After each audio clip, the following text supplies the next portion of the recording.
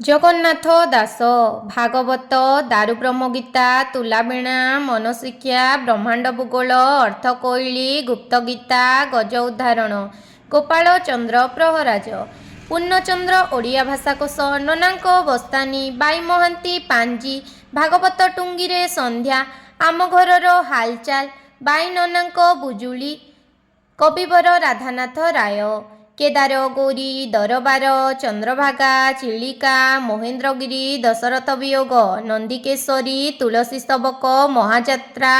ଉର୍ବଶୀ ସାବିତ୍ରୀ ଚରିତ ଉଷା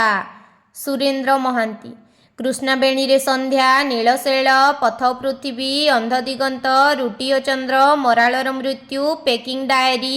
ସବୁଜପତ୍ର ଓ ଧୂସର ଗୋଳାପ ମହାନଗରୀର ରାତ୍ରି କୃଷ୍ଣଚୂଡ଼ା ନେତି ନେତି ଶେଷ ସ୍ତମ୍ଭ ହଂସଗୀତି ଶେଷ କବିତା ଅଜୀବକର ଅଟ୍ଟହାସ ବାପୁ କାଳାନ୍ତର ମହାନିର୍ବାଣ ଅଚଳାୟତନ ନୀଳାଦ୍ରି ବିଜୟ ଓଡ଼ିଆ ସାହିତ୍ୟର ଆଦି ପର୍ବ